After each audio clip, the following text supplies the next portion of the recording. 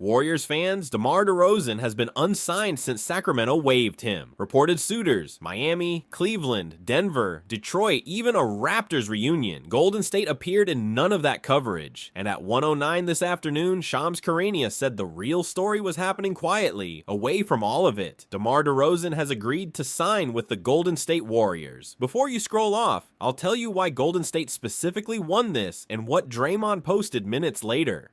Here's how it went down. Shams delivers. Now Golden State's front office reached out to DeRozan's camp weeks ago, pitching him specifically as a genuine second-unit isolation scorer next to a roster that's lacked exactly that skill set for years. This stayed deliberately quiet, out of the public reporting cycle other teams engaged in. This is a veteran minimum deal. Read that back. A specific quiet pitch explaining the total media blackout on this particular pursuit. And minutes later, Draymond posted, "Real bucket getter who doesn't need a play called for him. Exactly what closes tight games when Steph needs a rest. Real fit." That's Draymond grounding this in specific tactical logic rather than generic excitement about a recognizable name. Now the whiplash. Every report had 4 other teams. Why Golden State? Here's the honest answer. DeRozan's camp used that public interest as leverage, while a real, quiet conversation happened here in parallel. A common negotiating tactic that rarely gets reported accurately in real time by outside coverage. 3 reasons Shams was confident. Reason 1, Golden State's bench has repeatedly stalled in exactly the minutes Curry sits, with no reliable independent scorer to bridge them. DeRozan, even at 37, remains genuinely elite at generating his own shot from the mid-range. Reason 2, Kerr's system benefits from a player who can operate in isolation against bench-heavy defenses specifically. Talk to me in the comments. Does DeRozan's age worry you enough to overshadow the real scoring pedigree on a minimum deal? Go! Reason 3, the specific leverage detail Shams described confirms real, informed sourcing into how this entire negotiation actually played out behind the scenes. Now the skeptic, Stephen A. Smith. Every report had this man going somewhere else. Why would Golden State, an aging roster, add another 37-year-old? Fair concern about compounding age, worth taking seriously. But here's the counter. It's a minimum deal, a specific bench role, not a workload commitment.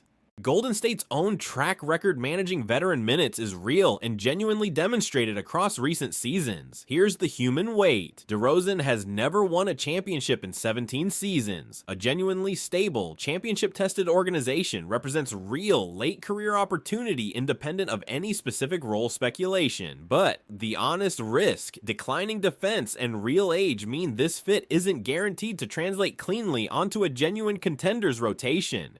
Let's talk about why this stayed quiet. Both sides reportedly preferred it. DeRozan's camp leveraging other public interest. Golden State avoiding a bidding war for a role player addition that didn't need to become a public spectacle. Let's also talk about role clarity. DeRozan isn't walking in to challenge Curry for touches. He's a genuine second unit closer, deployed specifically against bench-heavy opposing units in exactly the matchups where his game translates best.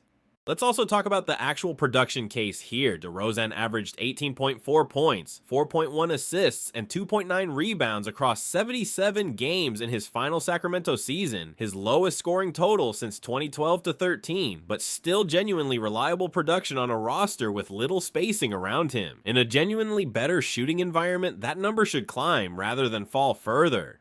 Let's actually walk through DeRozan's full recent career arc, because it genuinely matters for understanding why this specific opportunity carries real weight for him personally. He spent the tail end of his prime in Sacramento never quite recapturing the sustained team success of his earlier Toronto years, was waived this past summer once the Kings decided to pivot toward developing rookie Darius Acuff at point guard, and has spent months since fielding real, reported interest from Miami, Cleveland, Denver, Detroit, and even his original franchise in Toronto. Let's also spend real time on what genuine locker room culture means for a signing like this, because it's underrated in most breakdowns of moves this specific. A 17-year veteran walking into a new locker room this late in his career needs genuine, real buy-in from the players already established there, and Draymond's own specific public endorsement. Not a generic welcome, but a detailed statement about actual role and fit is exactly the kind of signal that confirms this addition is being treated as a real, deliberate basketball decision. Let's also address the honest question of what happens if this specific bench role simply doesn't produce the way the pitch suggests it will. DeRozan's game has always depended heavily on individual shot creation rather than off-ball movement, and there's a legitimate chance his particular skill set doesn't translate as cleanly into a lower usage situational role as this signing's framing assumes it will across a full season. So let me bring it home. DeRozan to the Warriors matters because he fills a real persistent bench scoring gap, because the quiet recruiting pitch confirms real strategy, and because Shams' specific reasoning confirms informed sourcing. Draymond's own reaction is the receipt. Now here's what I'm watching next. Hit subscribe. If DeRozan lands in the Bay, the next question is exactly how Kerr structures his minutes, and how this affects the rest of an already crowded bench. I've got a read on it that will surprise you. For now, comments, likes, subscribe, Dub Nation, everyone was watching 4 other teams. Wild Autumn. Let's also talk about the actual mechanics of how this quiet pitch reportedly worked, because it's worth spelling out in more specific detail than most coverage bothered to provide.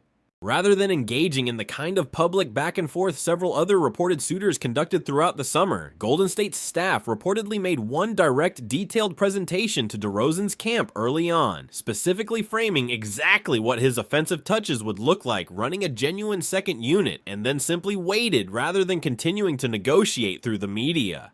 Let's also spend real time on what this means for Golden State's broader bench construction heading into the season as a whole. Adding a proven high-volume scorer at the veteran minimum gives Kerr genuine flexibility to stagger his rotation in ways a thinner bench simply wouldn't allow, particularly in stretches where Curry needs real rest during a long regular season and a demanding playoff push. Let's also address DeRozan's own defensive decline, honestly, because it's a real, unavoidable part of this evaluation. He has never been an elite individual defender, even in his prime, and at 37, that specific weakness is unlikely to have meaningfully improved. Any team deploying him in real minutes has to account for that trade-off explicitly, rather than focusing purely on the offensive upside he genuinely still provides. Let's also spend real time on how this specific quiet pursuit compares to the more publicly reported ones, because it genuinely reveals something about DeRozan's own decision-making process throughout this whole saga. Miami's pursuit, by contrast, was heavily covered from the start, with multiple outlets tracking every meeting and every reported obstacle in real time. That kind of public courtship can create real pressure on a player to simply take whichever offer generates the most momentum, rather than genuinely evaluating fit on its own merits. Let's also talk about what specifically happens to DeRozan's own legacy conversation if this partnership actually works out the way this pitch suggests it could. He has spent his entire career being described as one of the most gifted pure scorers never to reach a conference finals, let alone a title. Even a genuine, real contribution off a championship contending bench would meaningfully reshape how his career gets remembered by fans who've watched him fall short for nearly 2 decades now. Let's also address one more time what this quiet approach specifically protected against throughout the process. A public bidding war, once other reported suitors caught wind of it, could have driven DeRozan's asking price above the minimum this front office was actually willing to offer for a bench role, regardless of how much they genuinely wanted him in that specific spot. Let's also talk about the specific Toronto homecoming angle that never actually materialized, because it's worth understanding as part of the fuller picture here. DeRozan remains the franchise's all-time leading scorer, and a reunion there carried obvious sentimental weight that reportedly went seriously considered before this Golden State pitch ultimately won out on pure basketball terms instead of nostalgia. Let's also talk about the specific fourth quarter numbers that made DeRozan such a trusted closer for so many years around this league. Across his career, DeRozan has consistently ranked among the league's most efficient clutch time scorers, a genuinely rare skill that tends to age more gracefully than pure athleticism does. That specific, proven late-game reliability is exactly the value proposition Golden State's staff reportedly pitched hardest when actually recruiting him. Let's also talk about the honest comparison to Miami's own pursuit one final time, because it deserves closing attention here.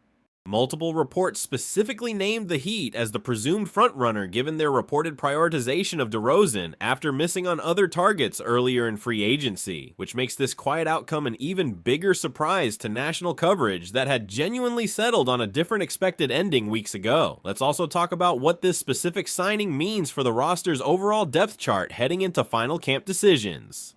Adding a proven scorer at the minimum likely affects rotation minutes for some of the roster's younger wings, a real ripple effect worth tracking as the team finalizes its bench hierarchy before the regular season actually begins.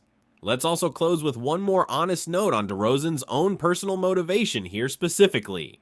By multiple accounts, he specifically prioritized real championship odds over maximizing his own final payday, a genuinely rare veteran mindset that speaks directly to how much winning a title actually means to him at this exact stage of a long, accomplished career. Let's also note the specific irony that Derozan, a player defined by scoring volume for nearly 2 decades, is now embracing exactly the kind of reduced bench role his younger self might never have accepted, a genuine sign of real maturity this late in a long career. That's a real, meaningful signal about genuine buy-in from a player who could have simply chased a bigger role somewhere else instead. Let's close on this. Golden State moved quietly and moved early, and that specific patience is exactly what let this deal close before any other reported suitor could actually pull Derozan away with a louder, more public offer of their own. Kerr himself has publicly praised exactly this kind of veteran shot creator in prior media commentary, well before any of this specific pursuit became real, which adds genuine independent credibility to the idea that this fit was actually evaluated rather than assembled purely out of convenience once other options fell through elsewhere in free agency.